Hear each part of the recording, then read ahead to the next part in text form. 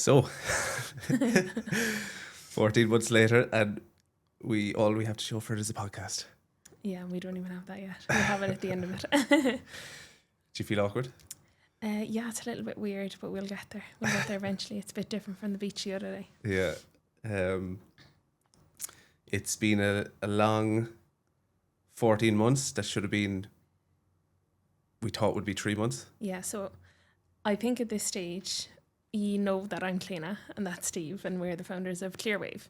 So we actually failed to mention that the other day. But I think at the start of every video we have done, we have said that. So we are obviously here 14 months later with a box this time. There's cans in it as well. Cans as well. Empty cans. But yeah, it's been a long road, but we're here. Yeah.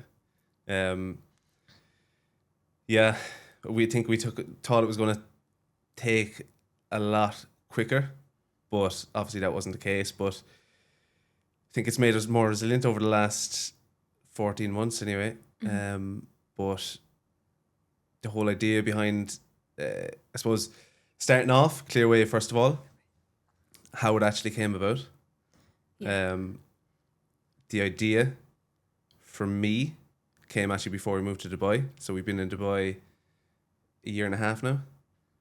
Is it? Yeah. Year and a half. And just before coming to Dubai, I was thinking about, I was cutting back on alcohol myself. And we just got married, so we had a lot of weddings, stags, hens, and was obviously wasn't feeling the best with all the alcohol. And obviously we're so into training, fitness, that we, found that alcohol disrupted us. So I had the idea about starting a non-alcoholic beverage brand, but it was like, how is that ever going to happen? How does anyone start something like that?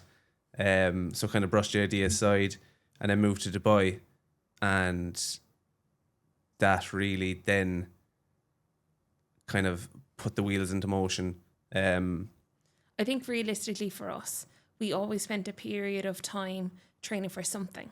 So the idea didn't come from nowhere. It came really naturally for us and to us because we always went through periods of training where we'd be training for a marathon or training for a High Rocks event or a CrossFit event. It didn't matter what it was.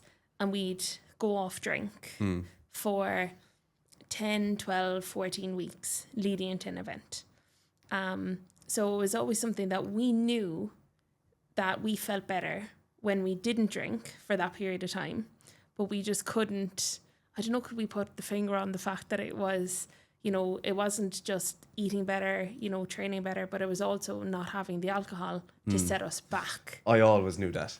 I always said this, that I thought I'd kind of go off alcohol, but I always knew I'd be planning for different events, like different races, different stuff, and you'd stop drinking alcohol for the first event, and then your training be well, you do that, and the first thing you do after a marathon or after High Rocks or something, Celebrate. You celebrate and you go on the beer. Yeah. And then my training would slip, and then I mightn't do the next competition, or I mightn't do the next thing because everything's been so bad. And I always knew that was kind of holding me back a bit. So I always kind of had in the back of my mind that it was that, and it always annoyed me. Whereas for me, I love the socializing aspect of going out for a few drinks. It's just, you're out with your friends, you're like a group of girls listening to rubbish music on a dance floor. Like, there's nothing better than the social aspect of going for a drink. Yeah. So for me, I craved the social aspect of it, but the following morning, we had great memories, but just didn't feel great. Or lack of memories. Lack of memories, yeah. And I think that was definitely for me. It was like, I suppose if you want to talk about when you pitched the idea to me, but once you came up with the idea, it was instantly like, that's such a great idea, but we need to find out how we're going to join the social element and the social aspect of it with a non-alcoholic beverage. And with that, like you were always good for, you could go out and not have a couple of drinks, and you'd have your tumbler or whatever it's called with your sparkling water or whatever. But for me, I couldn't go out because I felt awkward. Yeah. And like then the options that was there, there's one or two big brands I just didn't like, and I'd go out, I'd be annoyed, and I didn't have the social aspect side of it. But now I suppose I do, and I've gotten into the habit of it. And I can go out and stay out for a night if I'm and not drink alcohol, which I love. But I suppose the idea of it, and then coming over to Dubai, and you'd be doing some work on the weekends because you'd be working, and I'd be going to a cafe and trying to think of business ideas.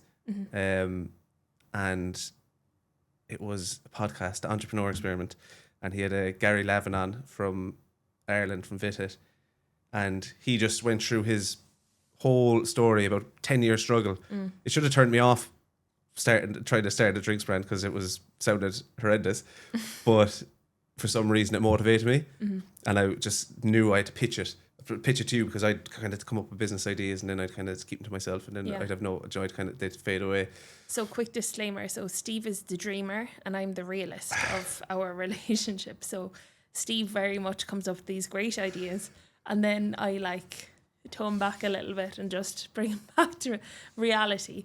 But it's just, when you did come with the idea, I did ultimately think it was a great idea, because I think ultimately it was something, and it was a product that we both knew we would use ourselves. So outside of anyone else, we knew that this was a product for us. Yeah. And we knew that there was more people like us. Especially here. Yeah. But like that, you went away and I actually sat researching for the day and pitched it to you during the night. And I was actually a bit taken back by the reaction. Yeah. You're like, that's brilliant. We need to do it. We need to go for it. And I was like, okay. I was like, if we're going to do this, we have to go all in. Like, it has to be all action. Like, yeah, let's do it.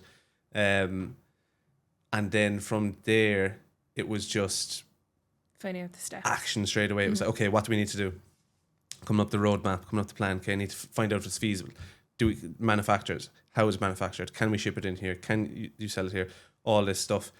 And this is where I usually I'd get paralysis by analysis, and I overanalyze. And if you do, you'll think of a million ways or a million reasons not to start something. Yeah, this is too much. But spend some time doing that, and then it was like, okay, we need next steps.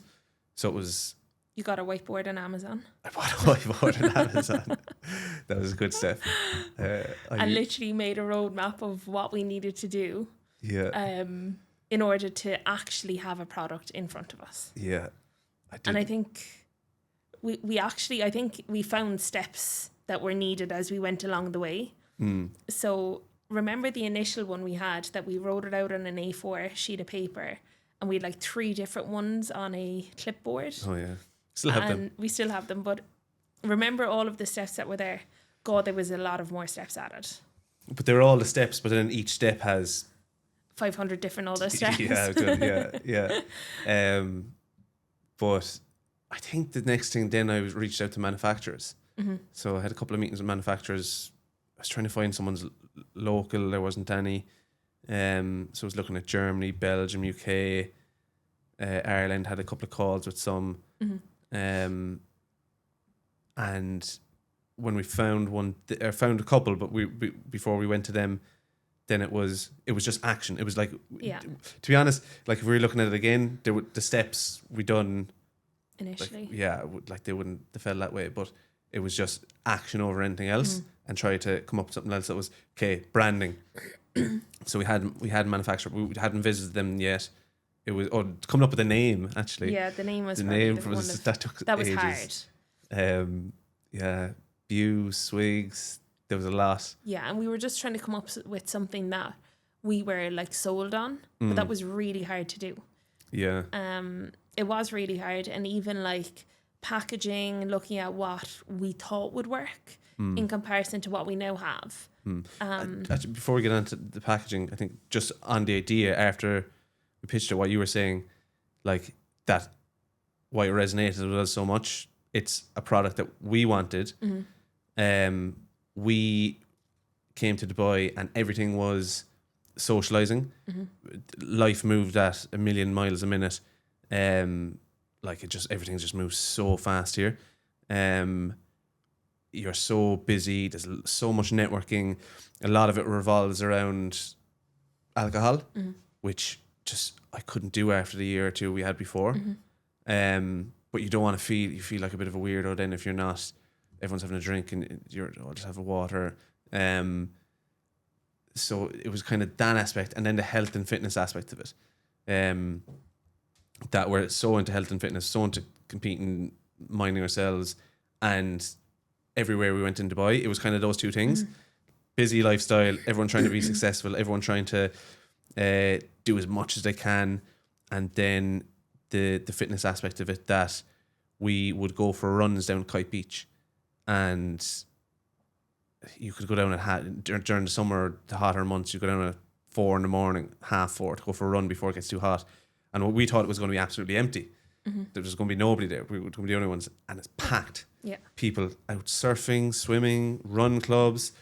Walking. It could be 5 o'clock in the morning, and you're going for a walk, and you'd see hundreds of people running towards you. A run club, people getting personal training, everything, walking. Buggies. I think it's just giving like people that product that they can do that though. Yeah. That they can actually get up and like be up at 4:30, having been at that event the night before. Yeah. And that was a huge thing, that we wanted a product that would allow people to still go out and socialise, but still to be able to get up in the morning, do their run, and still go about their day exactly how they wanted to do. And I think that for us was really important. Yeah. And we needed a kind of, I think for us as well, it wasn't just good enough to have just a non-alcoholic drink. Like the main things for us before we even went, like it has to taste great. It has to be natural ingredients. It has to be low calories. And then it's, okay, what's the unique selling point that, okay, what does alcohol do to you? It dehydrates you. It ruins your sleep. It's bad for your diet. We wanted to do the exact opposite. So we wanted to make it low calorie. We wanted to add performance ingredients. So the first products have electrolytes and vitamins. So it does the exact opposite of what alcohol does to you. It helps your sleep, helps you focus, and just the exact opposite. And then the plan for the next products is going to be looking at adaptogens, nootropics, different things that help with clarity, focus, just overall well-being. And we think that kind of lines up perfectly. As you said, people can go out, like go to an event, they could be working late, whatever, up early in the morning to train. And it's so amazing, like going down to Kite Beach, to these run clubs, to these different groups, that you see these people that you could be out with someone, like they're training, and it could be someone who's a CEO of this multi-billion-dollar company, and you're just mixing with all these people, and everyone's in the same position here. Everyone's coming to Dubai, to the UAE to come for a better life and to try to succeed in some way. We felt that was us as well, and this was a product we were looking for here. We were going out to, I know your pet peeve and your one, we were going out to really nice restaurants to go for dinner, and I'd ask for, what non-alcoholics do you have? They've none, or they have that one that's everywhere. And for you, looking for a mocktail and getting just it was a cup of sugar. And so like one night I had some with you as well, and I felt awful the next day. Yeah, and like we went to really, really nice restaurants. We were in the middle of training blocks. I didn't want to have a drink, but I wanted the experience. And like the following morning, waking up with like this strand of it's basically a coating of sugar all over your teeth, and it's just from like the sugar syrups. They're full of sugar. They're full of calories. And they actually make you feel, you get such a sugar crash, it makes you feel worse than if you're hungover. Like I take a hangover any day over the sugar crash of having mocktails. Leaving the meal, I always felt sick after them, just from having one or two mocktails. Because they're so sweet, you know. And like I remember after we, as you said, came up with the initial concept, and then we started getting into recipe testing. We did some like taste tests and looking at, different flavors that would be really nice. We went to a mocktail workshop, looked at where we wanted to go with it. That was cool. Yeah, it was really nice. But ultimately, the sugar still, the coating of the sugar in mocktails just wasn't it for me. Not to mind the hundreds of calories in a mocktail. And I'm here trying to make a better decision for myself, that I'm not going to be waking up in the morning like climbing the walls, and it just didn't have that effect. So for me, I wanted in our products, I wanted to be low calories, and I also wanted it to have no sugar, which is two of the main things for me, you know, and we did that. We got it. So will we talk about the recipes? Yeah, this was then just before that, it was before we kind of went to Belgium, it was the branding. The branding, yeah. So we were like, okay, what's the next step? Okay, we know what we want the product to be, what we want it. We'll get into like the values and the vision kind of for the future in a minute, but we were like, okay, next step's branding. What do we need to look like? Yeah. And it was just, I found someone online and just reached out and said, okay, next step, help us with the branding. And I think it kind of showed our naivety really. Should have been the here end, as well. probably, we were doing like, the branding. We reached out to a company, it wasn't recommended to us by it. We spent thousands of euro with, we thought it was going to be amazing. So we gave them our inspo for the brand. We gave them the names we had at the time. They were also coming up with other concepts, other ideas around our brand. And I was like, this is it. Like, in my head, I don't know why, but you know, if you pay... we were so excited, yeah. If you pay a company a few €1,000, like, ultimately you're like, great, that's what they're good at. We'll get we'll have it. We'll get our brand, we'll have our logo, we will be sorted. And we were on holidays in Sri Lanka at the time.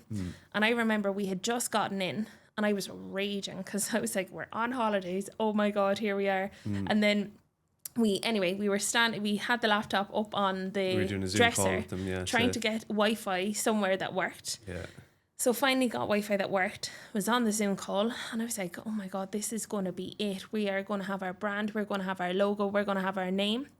And I've never felt disappointment like I felt after that call. It's just deflating because we were looking forward to it for load, like the start of the holiday and just before it, and then all the stress before it didn't land on, and then there was none. It was like running through a couple of concepts and there was none that. And you think you're outsourcing? Well, you are outsourcing, but you're outsourcing so that you're giving it to professionals in that area that you're like, okay, they'll help us, we'll be fine. And then I was like, we need to stick to our own guns because actually our ideas that we had were far better than that. Yeah, I don't know, did I have any ideas? I don't know, but I just remember that utter disappointment. Yeah. And I remember like going to the bar, getting a tonic water, you having a Coke Zero, and the two of us sitting down being like, what do you think? And being like, what will we do? You were like, we should have to get someone else. Oh my God. Yeah. So I remember that disappointment and being like, and that was probably... We tried to rationalise it then the next day at the pool. We were looking and we were like, oh, this one's kind of okay if we do this, that one's okay. Yeah. But it is a hard thing as well because, and people have said it to me, that it's two different, like you either start a beer brand or you start a mocktail brand. Yeah. So that it is, and it's a hard thing because they're two different demographics. I would have had... You shot down a lot of my ideas for the beer can, and then because it was totally manly ones, you know. And I was like, we can't use them for the mocktail because I wouldn't pick that up off the shelves. Yeah. So it's, and then it would be two different products, but like it's the same brand, so they have to be the same kind of brand element of it, but they're different SKUs. And like that's also something that we learned on the way. Do you know what I mean? The importance of keeping it consistent between the products, so that when we do grow the range. Like we won't have to, hopefully not have to rebrand, which we won't. But like that was a huge thing. And like realistically, that setback probably actually gave us a lot of forward motion and especially in time to come, because if we had initially gone with one of those, we probably wouldn't have the product and not believe in the product as much as what we do now. But we didn't actually shoot it down. It wasn't until we came back. And we came back. Before, it was when we were in Sri Lanka, I messaged... the guy Gary Lavin as well from Vitit, because I heard him on a podcast saying he lives in Dubai, and I asked, very big Irish brand, they're all around the world, but huge success. And this is what I love about Dubai as well, that you can reach out to a founder or CEO of this massive company, ask him to go for a coffee and they'll meet you for coffee. And met him down in Surf House and showed him the branding and the company. He said straight away, no. He goes, look, this is a company, look at blah, blah, blah. He was like, he was kind of giving some ideas. And then we were like, okay, no, we just have to take our losses with whatever we spent on this, look at this crowd and work with them and take advice from someone who's kind of been and there. I think and done that's that. really hard when you were starting out, because we're bootstrapping this. We even changed the name then. So we changed the name 3 times. Yeah, but from that conversation. So like we're here like starting off with our business, and then suddenly we had probably $5,000 gone down the toilet and we still didn't have a name. Yeah. So like it was just, I think that was hard at the start, but then when we got it, Then from there it kind of comes, because It then we did, sat it down, okay, started- we were like, okay, names. Yeah.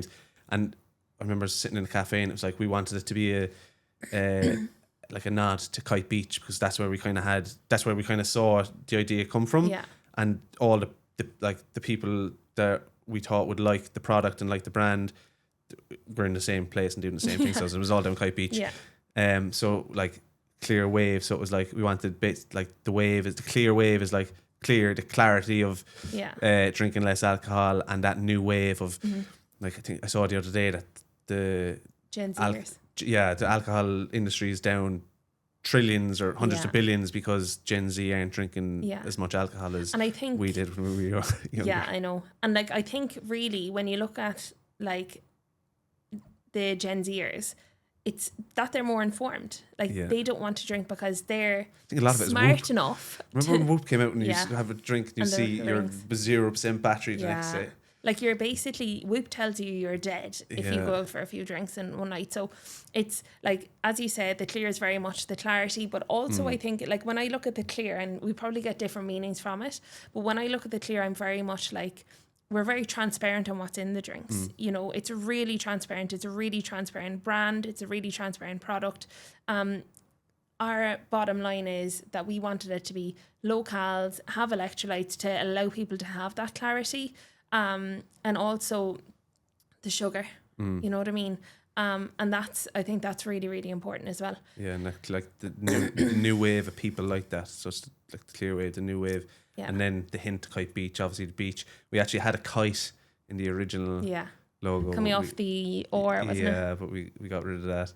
And then kind of came up with this concept. Like this only, like it was so much back and forth trying to finish the branding. But it was like having that, we wanted that nod to Dubai because it's inspired by Dubai. Kite Beach, founded in the UAE. And we wanted to be like a UAE success story. Yeah. So then we... But it's just on, I suppose, the vision and stuff of it as well. And as you said about the clear and the clarity, how we want to build, and this is something we discussed from the start before we started like building it. Okay, what do we want it to be? How do we want to grow a business even before it starts and kind of do it from day one? Is we wanted like not just think we wanted to create a business that made us money. It's like the triple bottom line. We want it to be people, planet, profit, to try to help people, help communities, help the planet, and ultimately then be a successful business from that. So let's go into the tasting first and then we'll come back to that after. Okay. So we got our manufacturers. So we decided on the manufacturers in Belgium. And before we went there, we had... The beer was it was straightforward enough. Like a beer is a beer. Right? Now that's coming from somebody who doesn't drink beer. So in my head, I'm like, it's straightforward. But for me, the mocktail was really important. I actually gave them maybe 2 or 3 options of mocktails that I really wanted. And we got there and the number 1 that I wanted wasn't there. Do you remember that? Aperol. Yeah. Yeah. I love an Aperol Spritz.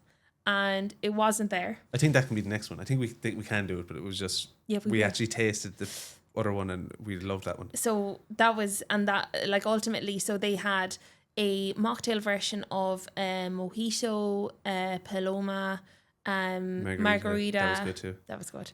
Margarita, and there was other ones there as well. There was like a Hugo Spritz as well, which I also love. But I remember tasting them all, and there was a big difference between, so say with the Margarita, they had one that had added sugar and they had one that didn't have added sugar, and we got to taste the both of them. Do you remember that? Yeah. And the difference was huge. So there was really low calories in the one without sugar, obviously, but the one with sugar was way nicer. But we were like, no, we can't do that because that's not what we want, Yeah. you know. So we're lucky that we stuck to our guns there and that we actually, you know, went back to what we actually believed in and wanted in the product. But then we tasted the Paloma and that was just chef's kiss. Lovely. It was good. Like, I think we'd both gone through all of the different options. And then when we finally tasted the Paloma, That was the one I was happiest about. Yeah, I was it most was excited about. so good. Yeah. And what it reminded me of was when you're, you know, when the weather's really good outside and you can sit outside and, well, you don't know this, but, and you can have a crisp glass of rosé. It's like really refreshing. It's cold. It's just so delicious. And that's exactly what I experienced sitting in that warehouse with a little wine glass with some of our Paloma. Yeah. That was exactly where it brought me. And I think from that moment then, I knew that that was exactly what I wanted in the product. Because all of the time I'm talking about the experience of the product where it brings you all those things which are really important to me. And that's exactly where it brought me. Do you know what I mean? Yeah. Outside on that decking with a lovely crisp Paloma in the summer. Not in a room in a warehouse. Not in a room in Belgium. the warehouse where I actually was in Belgium with a jacket on. That was a strange experience though as well, because like I think you just feel like you're faking it the whole way through. Like Yeah. you don't, like, you just feel like a You definitely had imposter syndrome that imposter. weekend. Oh yeah, I was a bit taken back. But like we flew an overnight flight from Dubai to Belgium, landed, literally went straight to the factory Warehouse, yeah. or to the brewery. Went in, done the tasting. I was half outside my body, just didn't feel like I was there. And they bring you for a tour. So when you go in initially, they bring you on a tour of like the whole brewery. So it's huge. It is huge. Yeah. And then we're sitting in an office. Yeah, and then bringing in the different sampling people, and you're giving comments and back and forth, and like it was just a crazy day. And thought we left with 2, and I woke up the next day and I just wasn't happy with the lager. And I was like, oh my God. I know, because it's difficult as well because they couldn't do small batches, so what you were tasting wasn't carbonated Yeah. or carbonated, like it wasn't the final product. So you're tasting, like, they take the wort and they put in the ingredients and everything Yeah. that they're going, but then they have to ferment it and whatever, go through the process, and then carbonate it, so you actually have it in a can and have it be cold. Yeah. So it's difficult, and we were just exhausted, and I just woke up the next day and I was like, I don't think that's it. I just wasn't happy with it. I think there was like an IPA, wasn't there? There was an IPA, there was white beer, lager, there was different stuff, but it just wasn't what we wanted. They needed to make more samples and send them to us anyway, but then a big chunk of the next couple of months was them making samples, Yeah. shipping them to us here in Dubai. We'd give them comments, jump on a call with them, ask them to change stuff. Then they ship stuff. Then we were flying back to Ireland, so we had to get them. We got them to ship stuff to Ireland. Then we were there. We had to get them to ship more stuff to Ireland, back to Dubai, back to Ireland. We were tasting. They were shipping them everywhere. And then we thought we had the last ones. Do you remember we got the package and they were all broken? Yeah, and that was we were pitching to Spinneys, and we were having them for it. It was pitch for Spinneys incubator program, where basically they bring companies in, startups, and they help you launch your business. And we had a pitch ready, practicing for weeks and weeks, waiting for the samples to come, and then they were shipped. It said they were in Dubai, but we didn't get them, and then we found out that they were after smashing. So that was an awkward pitch for a food and beverage thing without any Not having any without anything. beverage. But so then there was those months were just back and forth, kept delaying. And while we were doing that, we were actually setting up the business here, which is a huge thing here. Like in Ireland, you just register a business, 200-300 euro, you have a business. Here it's big cost. You have to have an office space. You have to. It's just a lot of cost to it. A lot of like hoops to jump through. And then doing that, trying to do the branding, trying to look at logistics, we have to actually get the product approved here. So product, before it can be imported in, it has to be approved by the municipality, so you can actually sell it here. They were telling us to change stuff on our branding, change stuff in the ingredients. We couldn't have this, that. like it was just so much back and forth. All this while we were still trying to prove the product ourselves, and we were trying to just action. So even we were way ahead of ourselves. I was reaching out to restaurants and just companies and distributors and meeting them, and we had no product. And this was like October. it was 6 months in, and we had another year to go. So initially we thought that we were going to be able to launch by July. I thought when I had the idea, I was like, up and running 3 months. Yeah, job done. We were getting onto people for events. It was like, can we do a pop up? And like, oh yeah. And we were 3 months getting our recipes sorted. We were way longer than 3 months getting the recipes. A year so long, getting the recipes sorted. So initially we did think we were going to launch in July. So we kind of like, and you go through so many ups and downs, so many lulls. You know, like you're sending things in to set up the business, and then you're not waiting back for a while. So you then always, it's before you like could do silence. anything, you were always waiting on one thing. Yeah. And then there was, I can't remember what we were waiting on, but we were waiting on one thing and we just couldn't do anything else. And we got that, and we had to wait ages for something else. There was always something. Yeah. Every day there was something. It was just like firefighting. But I think it's always going to be like that. I think it's... Yeah, I think so. But then we got started on setting up the website. Yeah. So we worked with a company for setting up the website and getting our socials up and running and just showing the backstory of building the brand. Yeah. And I think if we were to do it again, I'd hold off for another 4 months. Yeah. But we were so... Because we thought we were going to do it, and we were like, we'll build a bit of buzz on the socials. And we used the Irish company, Task. Sinead, shout out. But... I'm glad we did, because but I was talking to someone else here in Dubai who's starting a company as well, and he said the exact same thing. Venturi, he was like, so I wouldn't have started the socials but you thought you were going to be launching in a couple of months, so you're trying to build. So then we had all this stuff, but looking back on that now, and when we sat down on the beach and we chatted through it ourselves the other day, is like you forget all the steps you've done. And even looking back, I was like, geez, how many actually tastings we done? Yeah. So it was good to see, and that's why we started. Like it's a founder-led business product, so it's about showing not just we launched, done it, it's great, it was so easy. It is. It's extremely difficult, extremely stressful, so much money, and like there's so much gaps. Like those gaps, I forgot we were doing it once because we were waiting on so much stuff, and we were trying to get a date from manufacturing, which was taking so long. And then we were like, okay, it'll be before Christmas. And then it was like we couldn't get the manufacturing in time, and we couldn't get the product registered in time, so it had to be after Christmas. So all these issues, and then logistics, and then it was after Christmas. So like we actually have everything sorted. We have a manufacturing date. We have all these things, and we were like, we're just going to launch ourselves, do the pop-ups, and then try to build a thing, because we have to share. We had no samples, so we have to share samples and stuff. We were going to shops and going to everyone without any samples. And I remember the Friday, I finally finished 3 weeks ago. Finally finished the sorting, logistics, and warehousing and all that. And I came over to you were on the couch, and I said, I actually think we've everything sorted. The manufacturing date is booked. We have the manufacturing, shipping, everything sorted. I was like, this is mad. This is actually happening.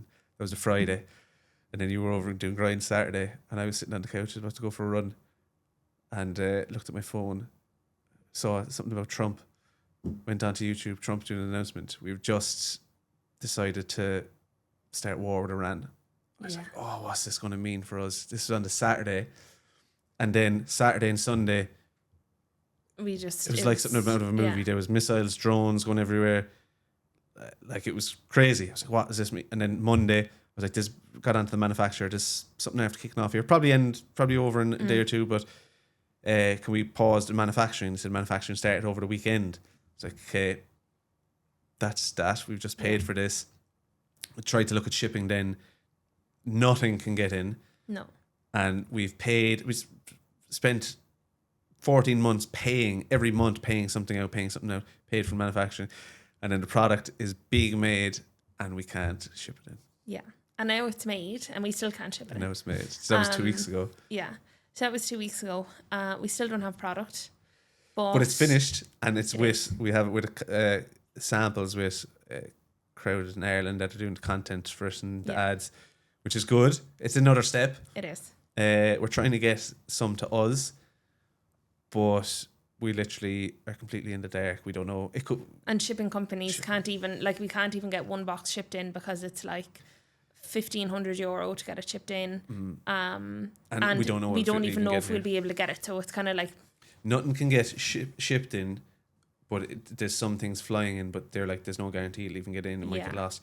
The only thing, we're very lucky that it wasn't made, shipped, and like, yeah, because it would just be, we would never got it. It would have been no, it lost. would have been lost. Yeah. That would have been an So- absolute nightmare.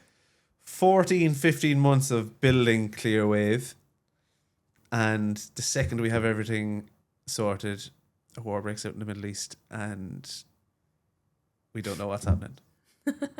So we said The end. we'll jump on a podcast because we've nothing else to do. Like if somebody told you that this was going to happen, I just said, I was like typical. I was like, something like, either that or a meteorite's going to crash into the earth or something. same. Yeah. Like literally, if somebody told you last January that like, haha, Steve, this time next year you'll finally get into production, you'll have your recipe sorted, have a branding, have everything done, but listen, you might be able to get it into the War. country, you'd have been like, good one, but that's actually what's happened. And we were going to launch in Ireland as well, but then it would have been too much of a headache. Yeah, maybe we should have. Hindsight's a great thing. I know. But In time. Yeah. and we were like, there's literally nothing we can do. No, and there's the fact, and with the socials, we were like, we're launching in July. Then I that's know. we're launching in before Christmas. God. We're launching in dry January. No, we're launching in April. Yeah. And now, so it's like, just And do it like, again. But this is again, we're coming back to what can we do, and it was just action. Yeah. It's just Control what we can control the control. controllables. We can't Yeah. control when the product can get here, but we can get the product to Yeah. get the content made, and the ads made. Yeah. We've We opened can pre-orders here. Pre-order, yeah. So there we've was some- pre-orders open. Yeah.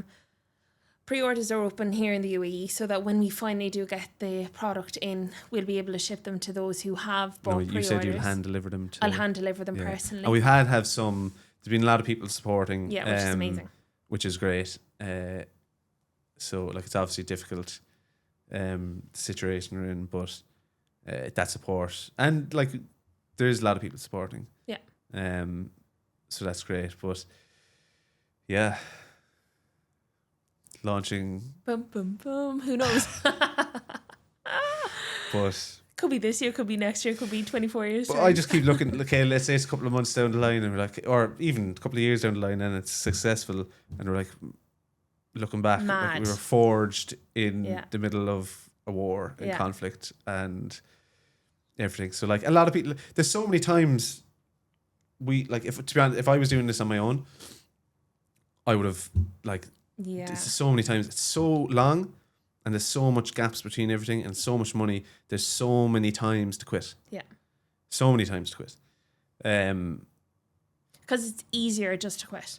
Like, you know, if an obstacle comes in front of you, especially if it's going to cost money and a lot of money, like we're not talking like a few hundred dirham. Do you know what I mean? And when an obstacle like that goes in front of you, it is a lot easier to be like, listen, look, will we just leave it off? Yeah. You know, I'm sure my mother would have been way happier if I was like, look, I'll send the money home, I'll put it into the credit union, job done. I'm sure she would be Into way a happier post. with me than when I told her actually we were setting up a non-alcoholic beer and beverage company. Yeah. If you don't take risks, there's no. Yeah, listen, I think there's no reward. she gave up on me with that now a long time ago. Yeah, but you can see why, like I always, and it wrecked my head. I'd always have business ideas, and I'd always do the research, and you'd always find a way of reason not to do it, and then you wouldn't do it. And even there, like we had the idea and we'd done the research, and I was like, oh, I found a manufacturer, and you were like, oh, I've a few days in whatever, let's go. I was like, oh, it's just Yeah. having that. And you have to go. Yeah, because there's been times when I've been like, oh no, and you've been Yeah. we have to do this and Like, that. and vice remember versa. last year when we had decided on that we were going recipe testing, I was literally like, we have 2 possible weekends that we can do it. And we were running the Cork City Marathon the first weekend of June. It was the June bank holiday weekend. So it was the end of last weekend of May, start of June. And I remember saying to you, Steve, the only weekend we can go is 2 weeks beforehand. Yeah. And that for us would have been like our long run before the marathon. Yeah. And we were like, will we not? Blah, blah, blah. And then we were like, we have to go. So I literally booked the flights. I said, you didn't even know that we were going. I was a bit panicked. I was like, oh, should we be going? Should we be going? But yeah, you just have to just lean into it and just, that's the only way. And I think ultimately, like, everyone says that they want to start a business, but nobody wants to put in the work. Yeah. And it's so much it's so relative to these days. Like, if we want an answer to something, you put it into AI, you have your answer in 5 seconds. Like, people are not working hard anymore to get what they want. Yeah. And we are. You know, people who are setting up their own businesses, people who are entrepreneurs, they're working hard to get ultimately what they want. And for us is we want to get our product into the hands of other people, and we're doing our best to do that. Do you know what I mean? We will get there. I know we'll get there. It'll be a few weeks, hopefully. Few weeks, a couple of months, and what's another couple of months on what we have had already, you know? We're always crazy busy anyway. We bring too much on ourselves, so it's just another obstacle. Yeah. But I think, and just something I really want to talk about is the brand itself and the idea that we have for it. I suppose where we see this going. Before we even launch, you have to think where you want it to be. And I kind of touched on it a minute ago, but like, we want to grow it from the start the way we want it to be in the future. So looking at people, planet, profit. So some of this stuff is very difficult to do at the start because it all costs money and we don't know how to do a lot of this stuff. But we want to have like a community-led business that we help local communities, we help people. So I think we're helping individuals anyway with trying to help people drink less alcohol, live healthier lifestyles, that wellness aspect of it. And we do think of this as like, I always say the ecosystem, but like the kind of stuff that will come out of this, like wellness weekends and wellness retreats. But I think that's helping individuals, and the more people you get to drink, I'm not saying don't drink alcohol. Yeah. I went off alcohol for probably 14 months now. Yeah. You're a dabbler, as you say. I call myself a dabbler. So I love an Aperol Spritz, but I don't have Aperol Spritz every weekend. Yeah, I don't know, will I drink again when I've gone so long? But I think, look at not drinking as a cheat code in like the world today, that it just gives you that leg up.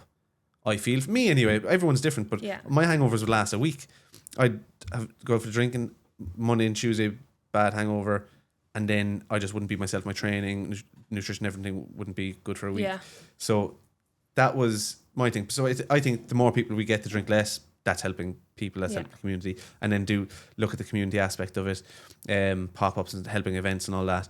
And then, just to cut across you there, when I look at it, so I look at Clearway, for me, what it would be for me is going out, having my Aperol Spritz or whatever, and then being like, well, I know I can have one or two and it won't affect my sleep score, it won't affect my sleep or how I am on Monday or Tuesday, but then I'd swap to a non-alcoholic alternative like my Clearway Paloma grapefruit tonic, and I can still have that experience of being out with my friends, socializing, but know that it's not going to have that effect on me that another few drinks would. And the electrolytes and stuff in it will help that anyway. Yeah, exactly, and it'll hydrate me. Yeah, exactly.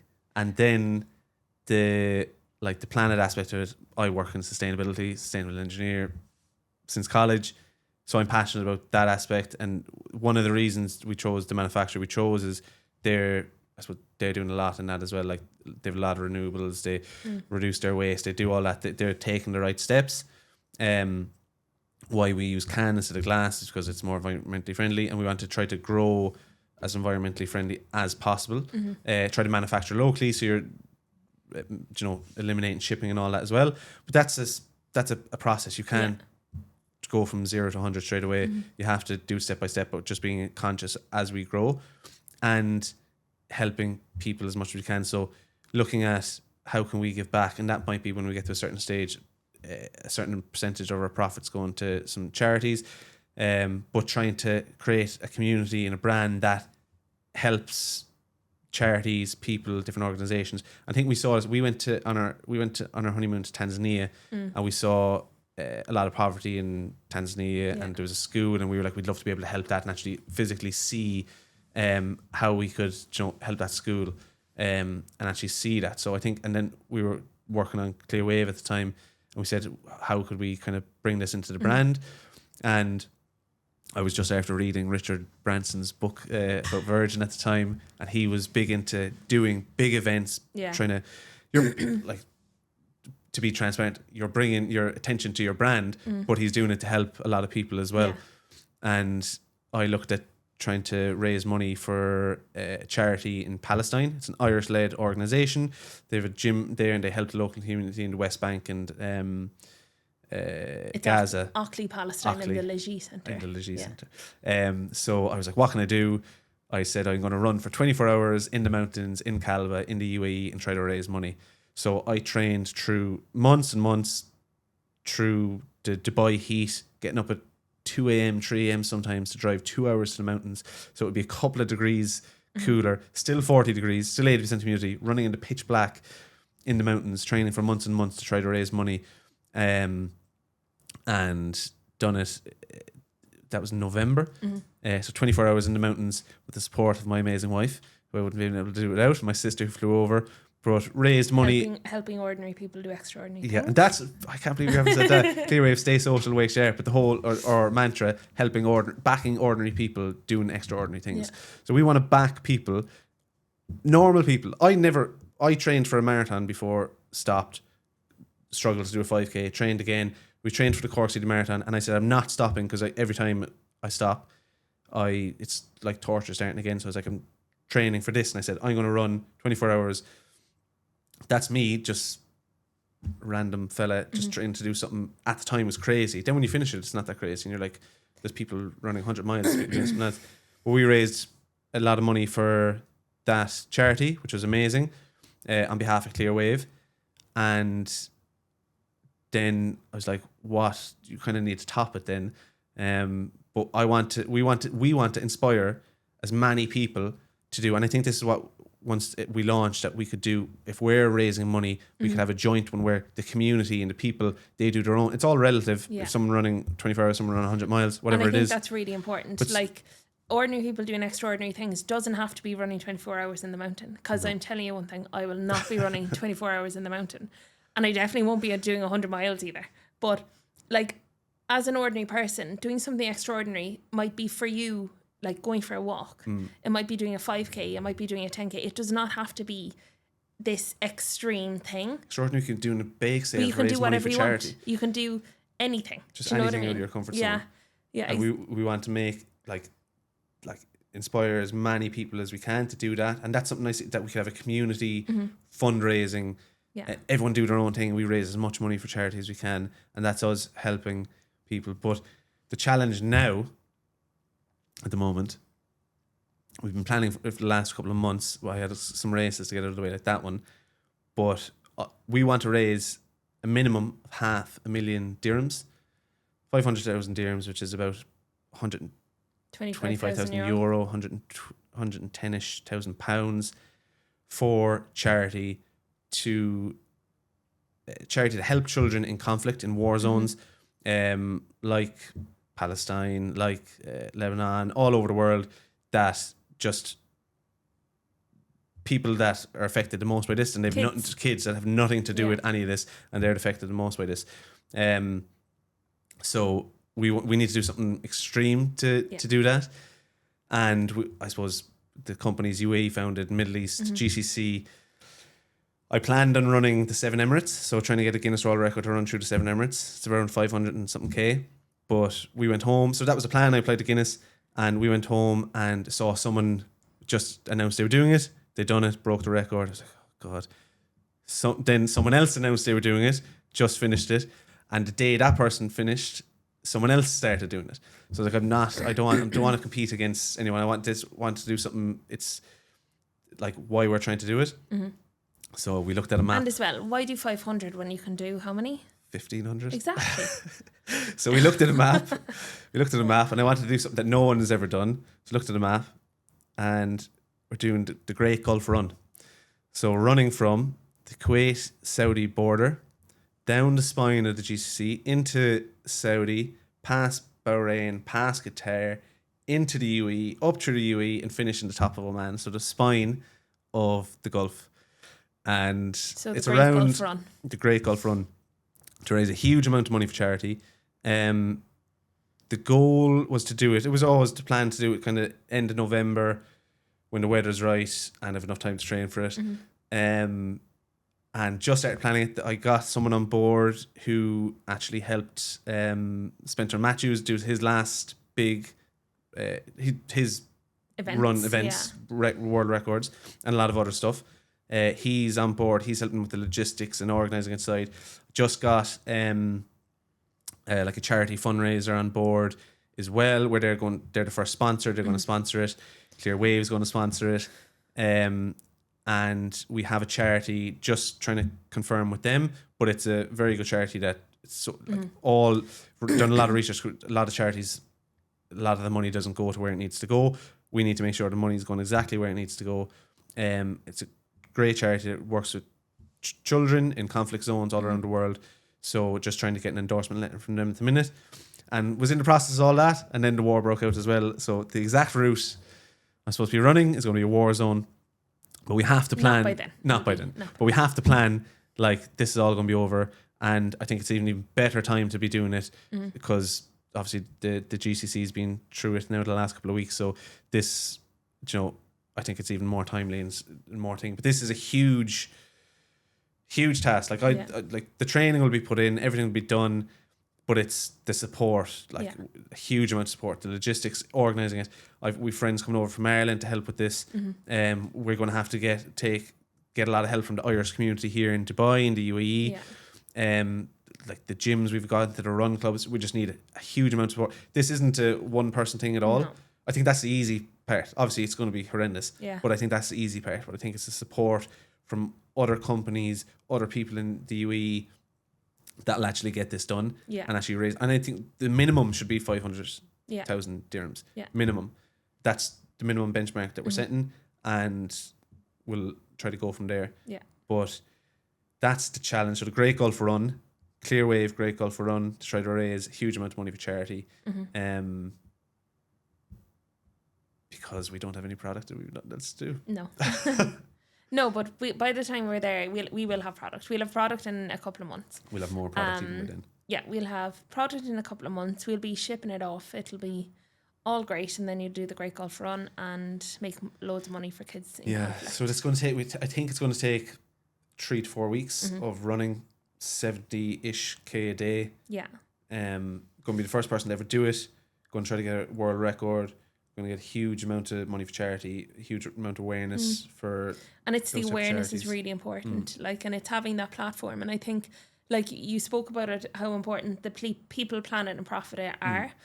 But when we were in Tanzania last year, and I was talking to those teachers, a huge thing for me is to be able to be in a position that you can give people information, you can help people. And I think that's ultimately where we want Clearwave to be, that we're in a position to, help those kids or, help whoever we can, and still encourage ordinary people to do extraordinary things, no matter what that looks like. Do you know what I mean? It's about helping people get uncomfortable, whether that's uncomfortable because you're going out and you're not having an alcoholic beverage, you're having a non-alcoholic, but you're making that decision for yourself. And it's allowing you to be in that uncomfortable position, but giving you a crutch almost to help you be comfortable. Yeah, you can't be comfortable without being uncomfortable first. Can't. So you have to put yourself in uncomfortable positions, and then after time then it becomes comfortable and it becomes natural. Yeah. So ultimately we will have one beer, one lager, one grapefruit tonic, sparkling grapefruit tonic, which is Paloma Spirits. And they will be coming to the UAE very soon. But it's it's a huge amount of work. There's a lot involved, but just us taking every step that we can, like even this is another step. In the right direction. What was the hardest part you found so far of building the brand? Or just part. Not even, well, obviously we're building the brand, but since we started, what has been the hardest thing? I think it's just the time and the uncertainty. Like, if I was doing this, and I always hear it in podcast stuff that people say you should always have a co-founder because it just helps in so many ways. I'm shiny objects. I even now I come up with different business ideas, different something else. So I want to do this, I want to do that, and you have to like talk me down and just do this. So I probably would have started, and then it would have been taking so much time, so much money. Oh, there's stuff going wrong. Oh, I could look at this. I could start this AI something. But this is something that I'm actually passionate about because it's something that we want. Health, wellness, like Ireland, I think most families in Ireland are affected by alcohol, and like that's kind of always been with me. And I think as well, we are Irish. Yeah. You know, if you look up Irish in the dictionary, unfortunately, we have that stereotype that all we do is drink pints. Yeah. You know, I don't drink pints. I'm Irish. I drank a lot of pints in my day. I know, but it's such a stereotype. And like, and even here, people, you're from Ireland. Oh, I know. Guinness. Drink. Yeah, like, and there's nothing wrong with it. Listen, if that's what people want to do, that's what people want to do. There's nothing wrong with it. But I think it's like breaking that stereotype a little bit as well, because ultimately, like you said, if you do talk to a lot of Irish families, unfortunately, they have dealt with alcoholism. They have dealt with, alcohol abuse over there, like at some even stage. Binge drinking, even all of us, me and you, every friend I know, we in Ireland, you go into a field and you binge drink, like you drink yourself silly.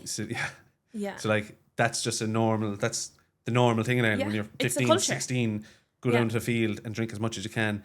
And then for us, it was when we could turn 18, pubs, Friday, Saturday, Sunday. Like even now it's everything better, but you still have you still that. But I think it's just the time and how long this all takes. Like we've been investing into this for 14 months and we've had no return yet. I probably won't for a long while yet. No, and even like this first batch, so we're trying to get it out there and trying to build a brand and get the awareness out there of it. So it's having that belief that like yes, it's hard, yes, it's going to take a lot of time, but we will get there. And these things like that, raising money for the gym in Palestine, doing that run, that was uplifting. Yeah, that was great to see. And now planning, I know like we don't have the product, but even planning this run and getting out there and going when we have it organized and pitching it to people and trying to build that's another step. That's not me doing that. That's for Clear Wave. That's the brand to try to trying to build the community and build the company where we want it to and the values that we want.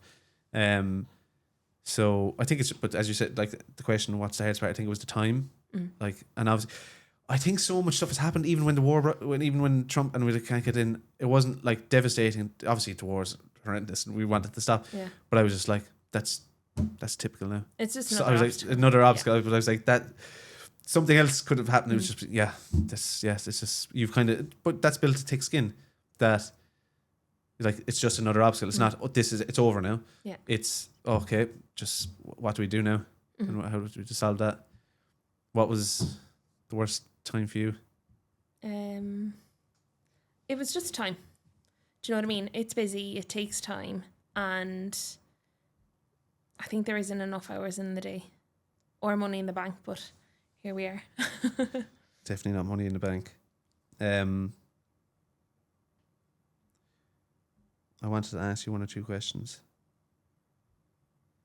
If we went back in time to when you were on the couch and I stood up and pitched this idea to you again, would you still say yes?